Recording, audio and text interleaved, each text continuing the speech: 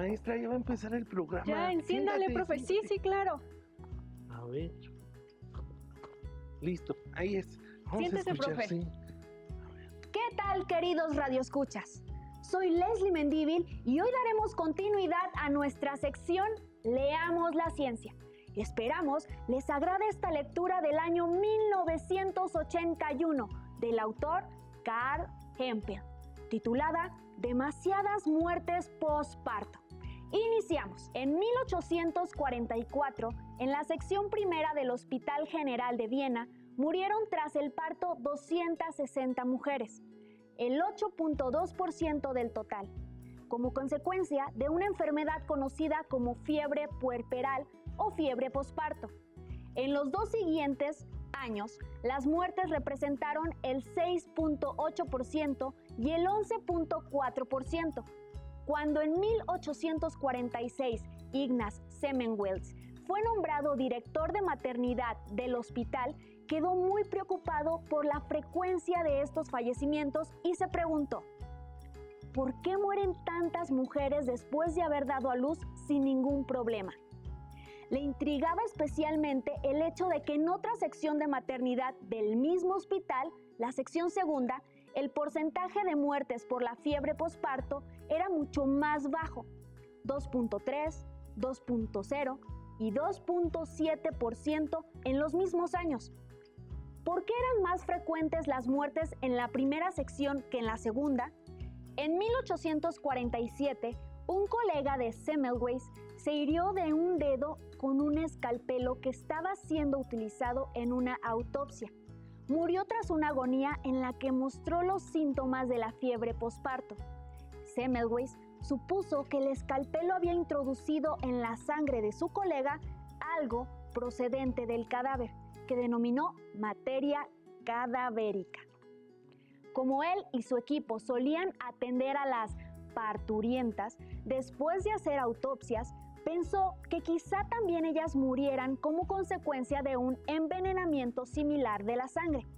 Esta nueva hipótesis permitía explicar las diferencias de mortalidad entre las dos secciones, ya que en la segunda ni los médicos ni las demás personas que atendían a las parturientas realizaban autopsias. Si estaba en lo cierto, pensó, entonces bastará con utilizar un procedimiento que permita eliminar cualquier resto de materia cadavérica, para que no se produzca la infección. Una vez más, decidió someter a prueba su hipótesis. Ordenó que todas las personas que atendieran a las parturientas se lavasen las manos antes con una solución de cal clorurada. El instrumental clínico utilizado recibiría también el tratamiento químico adecuado. La mortalidad por fiebre posparto quedó reducida al 1.2%, porcentaje inferior al de la sección segunda. De esta manera, Semmelweis validó su hipótesis y concluyó que la fiebre posparto era producida por la infección con materia cadavérica. Fin. Y así es como concluimos nuestra sección.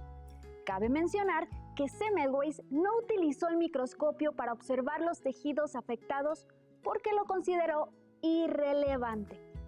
Impresionante cómo ha cambiado el conocimiento.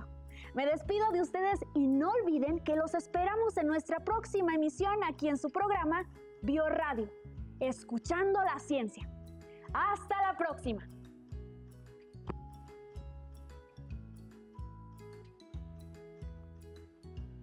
Maestra, qué buen programa. Sí, maestro, estuvo muy interesante. Fíjate que me llamó mucho la atención eso de materia cadavérica, como si una parte de la persona que murió fuera introducida a una viva y eso provocara una enfermedad, como si fuera un envenenamiento a través de la sangre. Aunque en la ciencia actual esa hipótesis suena un poco extraña e incoherente, ¿no lo cree, maestra? Quizá en la actualidad suene incoherente o pareciera imposible, maestro. Pero en 1847 los científicos no contaban con la suficiente tecnología para comprobar la existencia de la vida microbiana. Y de ahí la importancia que tiene el avance tecnológico que, sin duda, ha revolucionado gran parte de las ciencias como la biología o la química, en beneficio de nuestra salud. Tiene mucha razón, maestra, pero ¿qué le parece si antes de continuar saludamos a nuestros estudiantes? Sean bienvenidas y bienvenidos a una sesión más de la asignatura de Ciencias Biología. Es un gusto estar nuevamente con ustedes. Y como ya vieron y escucharon, tendremos una sesión muy interesante. Soy la profesora Brenda Ramírez Sotelo. Yo soy el profesor Rodolfo García Mejía. Estamos seguros que la sesión les fascinará. Para ello, solo requerimos de su atención y disposición al trabajo. Daremos inicio a un nuevo aprendizaje esperado. Identifica cómo los cambios tecnológicos favorecen el avance en el conocimiento de los seres vivos. El propósito a estudiar será reconocer la importancia del uso del microscopio para el conocimiento de los seres vivos. Y el título de la sesión para aprender sobre el microscopio es Juguemos a descubrir un mundo microscópico. Como todas las sesiones, les pedimos tener a la mano su libreta de la asignatura, libro de Ciencias Biología, colores, lápices y bolígrafo. Además, recuerden tener listo su abecedario biológico para poder anexar el nuevo concepto que formará parte de él. ¿Están preparadas y preparados? Iniciamos. Estudiaremos con base en el tradicional juego de la oca, de tal forma que facilite aprender aspectos asociados con el microscopio. Así que modificamos las casillas para identificar algunos datos importantes sobre este instrumento básico en la biología. Les pedimos poner atención, ya que en este juego, al llegar a la meta, descubriremos cuál será el concepto que agregarán a su abecedario biológico. Además, la profesora Brenda y yo compartiremos una sola ficha para poder avanzar un poco más rápido, pero sin duda nos divertiremos. Así que, profesora Brenda, por favor, dele vuelta a esos dados para iniciar el juego. Claro que sí, maestro.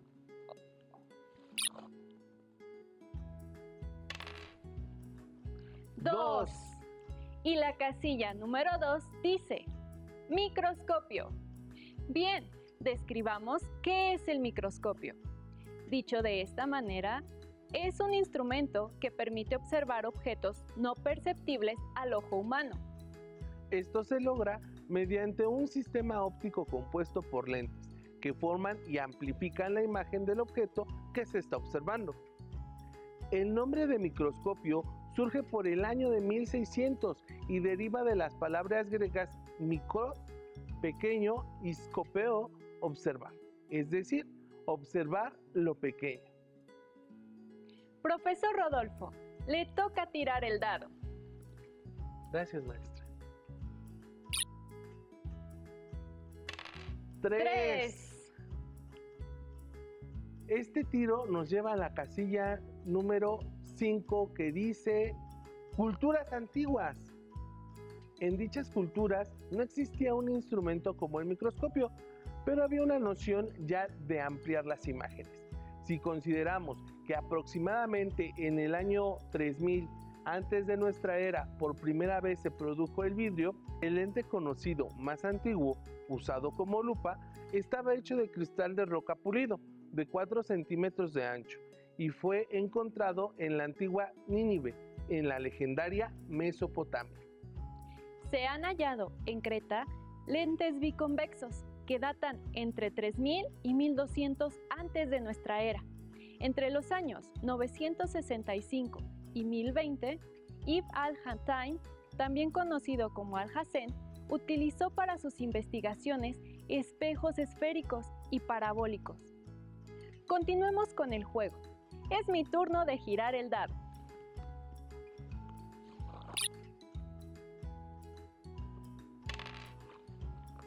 4. Vamos a la casilla 9, que es un científico, Zacharias Jensen.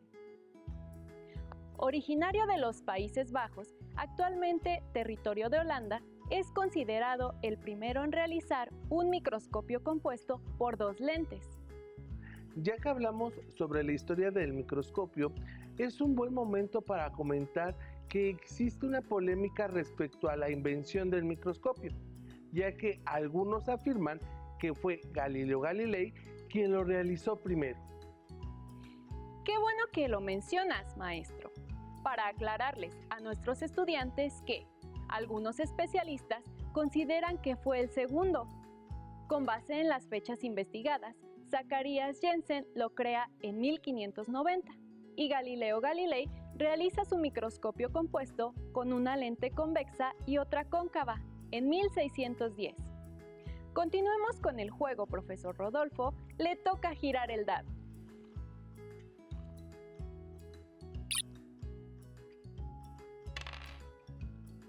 Tres.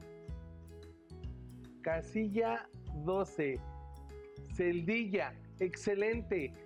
Este término se asocia con un gran científico inglés, Robert Hooke. En 1665 publicó un libro llamado Micrografía. Lo más destacado en su libro fueron las descripciones que realizó sobre cortes muy delgados de corcho, logrando observar restos de células vegetales. Así es, en ese libro aparece por primera vez el concepto de célula, descrito como celdillas, análogas a un panal de abejas. Dichas observaciones las realizó con un microscopio compuesto por dos lentes, objetivo y ocular. Así que Robert Hooke fue un científico pionero de la investigación de los seres vivos microscópicos y de la célula. Profesora, por favor, gire los dados. Claro que sí.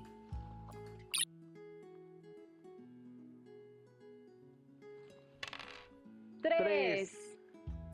Vamos a la casilla 15 y hablemos de Leeuwenhoek.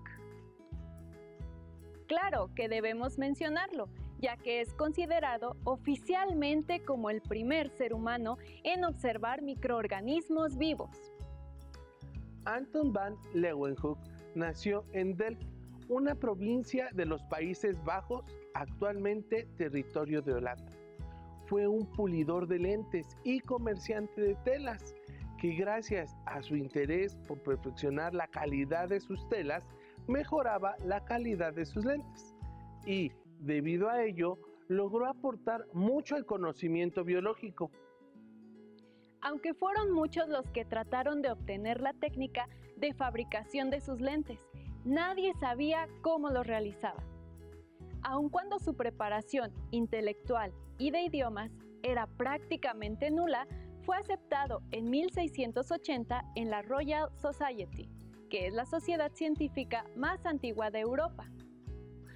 Profesora, ¿qué te parece si vemos el siguiente video para conocer más sobre el trabajo de Leeuwenhoek?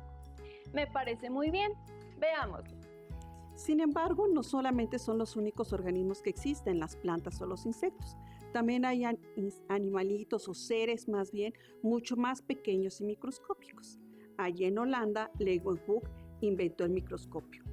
Pero ¿cómo le hizo? Bueno, finalmente fue él alineando diferentes lupas o lentes para observar una gota de agua, en la que él descubrió lo que él llamó animálculos, que eran pequeños seres que se movían y andaban nadando ahí en esa gotita. ¿Te imaginas la impresión que se llevó de ver a estos seres habitando en una gotita e inclusive en el sarro de sus dientes? Podemos observar cómo los investigadores en la actualidad siguen reconociendo la gran aportación de Leeuwenhoek sobre el conocimiento de la vida microscópica, como base fundamental de la ciencia actual. Así es, maestra. La historia de las ciencias es fundamental para la construcción de nuevos conocimientos. Sigamos conociendo más sobre este tema. Giro el dado. Y sale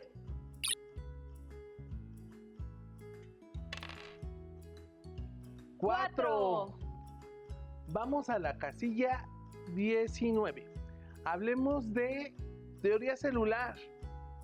Bueno, aquí podemos comentar que Theodor Schwann y Matthias Jacob Sladen basándose en los microscopios y lentes de Robert Hooke y Leeuwenhoek, en 1839 construyeron dos postulados importantes sobre la unidad fundamental de todo ser vivo, que es la célula. En estos postulados mencionan que la célula es la unidad estructural y básica de todos los seres vivos y que todo organismo vivo está constituido por una o una multitud de células. Algunos años después, Rudolf Virchow en 1858 agregó un tercer postulado a esta teoría, mencionando que toda célula proviene de otra preexistente. Hablaremos con mayor profundidad sobre la célula más adelante, ya que es un concepto muy importante que se revisará a detalle. Por el momento, cada vez es más interesante lo que vamos descubriendo sobre el microscopio. Sigamos jugando. Giraré el dado. Gracias, maestro. Y para en... 2. Veamos la casilla 21 que dice microscopio electrónico. Perfecto. Veamos el siguiente video de nuestra especialista y enseguida lo comentamos. También para seres muy diminutos se pueden emplear los microscopios. Sin embargo, Leeuwenhoek, por ejemplo, utilizaba sus lentes y él utilizaba como iluminación la luz del sol. Actualmente, hay microscopios donde podemos ver a las bacterias, a los protozoos, a las algas y algunos otros seres pequeños y diminutos, como por ejemplo las lombrices de nuestro estómago, los podemos ver ahí al microscopio y estos simplemente los conectamos a la electricidad y se iluminan con una lámpara de luz como la que conocemos normalmente. Pero hay seres mucho más pequeños, pequeño que una bacteria.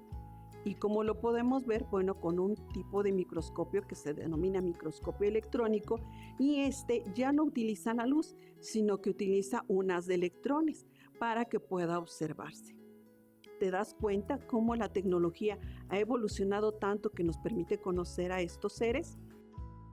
Impresionante el avance tecnológico que ha tenido el uso del microscopio, pero un pionero muy importante fue el premio Nobel Ernest Ruska, quien en 1925, junto con su profesor Max Nolly, desarrollaron el primer microscopio electrónico, revolucionando así el conocimiento de la vida microscópica. Continuemos girando el dado. Y salió 1. Vamos a la casilla número 22 y hablemos de Louis Pasteur. Este gran químico, físico, matemático y bacteriólogo demostró que todo proceso de fermentación y descomposición orgánica se debe a la acción de organismos vivos y que el crecimiento de los microorganismos en caldos nutritivos no era debido a la generación espontánea. Para demostrarlo, expuso caldos hervidos en matraces provistos de un filtro que evitaba el paso de partículas de polvo hasta el caldo de cultivo. Simultáneamente, expuso otros matraces que carecían de ese filtro, pero que poseían un cuello muy alargado y curvado, que dificultaba el paso del aire, y con ello el de las partículas de polvo hasta el caldo de cultivo. Al cabo de un tiempo, observó que nada crecía en los caldos, demostrando así que los organismos vivos que aparecían en los matraces sin filtro o sin cuellos largos provenían del exterior, probablemente del polvo o en forma de esporas. De esta manera, Louis Pasteur mostró que los microorganismos no se formaban espontáneamente en el interior del caldo, refutando así la teoría de la generación espontánea y demostrando que todo ser vivo procede de otro ser vivo anterior. Este principio científico fue la base de la teoría germinal de las enfermedades y la teoría celular. Estos experimentos significaron un cambio conceptual sobre los seres vivos y el inicio de la microbiología moderna. Ahora bien, respecto al programa que escuchamos al inicio, cabe preguntarse, ¿por qué Semmelweis evitó utilizar el microscopio? ¿Qué importancia tiene el uso del microscopio para observar lo que no se puede ver a simple vista? ¿Cuál es la importancia del microscopio para el cuidado y preservación de la salud? Buenos planteamientos, profesor, pero afortunadamente pudo concluir que se deben esterilizar los materiales y que todos los médicos deben lavarse las manos antes y después de atender y examinar a sus pacientes. Conocimiento básico para todos y que casi 200 años después seguimos implementando. Ahora seguiré girando el dado. Y sale 2. Dirijámonos a la casilla número 24. Hablemos de Alexander Fleming. Fue un médico y científico británico, famoso por ser el descubridor de la penicilina al observar de forma casual sus efectos antibióticos sobre un cultivo bacteriano. Fue obtenida a partir del hongo Penicillium notatum. Los dos descubrimientos de Fleming ocurrieron en los años 20 y aunque fueron accidentales, demuestran la gran capacidad de observación e intuición de este médico escocés. Descubrió la lisocima después de que mucosidades procedentes de un estornudo cayeron sobre una placa de Petri en la que crecía un cultivo bacteriano. Unos días más tarde, notó que las bacterias habían muerto. Fleming trabajó con el hongo durante un tiempo, pero la obtención y purificación de la penicilina a partir de los cultivos de Penicillium notatum resultaron difíciles y más apropiados para los químicos. La comunidad científica creyó que la penicilina solo sería útil para tratar infecciones banales y por ello no le prestó atención. Fleming no patentó su descubrimiento creyendo que así sería más fácil la difusión de un antibiótico necesario para el tratamiento de las numerosas infecciones que azotaban a la población. Ya casi llegamos a la meta para descubrir cuál es la palabra que agregarán a su abecedario biológico. Seguramente en este giro de dado llegaremos a la meta. Y...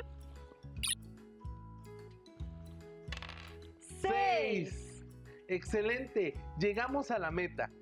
Y ahora sí conocerán qué concepto incorporarán al abecedario biológico. ¿Pueden inferir cuál es? Muy bien, incluyan el concepto de microscopio a su abecedario biológico. En conclusión, el microscopio marca un antes y un después con la historia del conocimiento científico, específicamente en el campo de la biología y la medicina. Este instrumento permite observar en un tamaño aumentado microorganismos y células que no se pueden ver a simple vista. Ahora, los retamos a que reconozcan la importancia del microscopio con base en la hipótesis que generaron los médicos que escuchamos en el programa de radio con el que iniciamos la sesión. Para ello, reflexionen y contesten las siguientes 3 preguntas. Estas las planteamos cuando abordamos los trabajos de Louis Pasteur. Las recordamos para que puedan anotarlas. La primera pregunta es, ¿por qué Semmelweis evitó utilizar el microscopio? La segunda pregunta es, ¿qué importancia tiene el uso del microscopio para observar lo que no se puede ver a simple vista? Y la última pregunta es, ¿cuál es la importancia del microscopio para el cuidado y preservación de la salud? Si requieren apoyo, consulten su libro de texto o busquen en internet. No olviden compartir sus respuestas con sus profesoras o profesores. Agradecemos su atención a esta sesión de Ciencias Biología. Me despido de ustedes. Soy la profesora Brenda Ramírez Sotelo. No olviden realizar su reto y si tienen dudas, coméntenlas con sus maestras y maestros. Soy el profesor Rodolfo García Mejía. Nos vemos pronto aquí en Aprende en Casa 2. Si tienes dudas o necesitas ayuda, llama al Centro de Apoyo Pedagógico a Distancia. El número de teléfono para secundaria es el 55 36 01 71 23. Si requieres consultar los libros de texto en versión digital, recuerda que los puedes encontrar en la página conalitec.cep.gov.mx. Y recuerda que también cuentas con el sitio aprendeencasa.cep.gov.mx, en donde podrás ver nuevamente los videos de los programas y además encontrarás actividades para fortalecer tus aprendizajes. También te invitamos a que consultes la plataforma nuevaescuelamexicana.cep.gov.mx.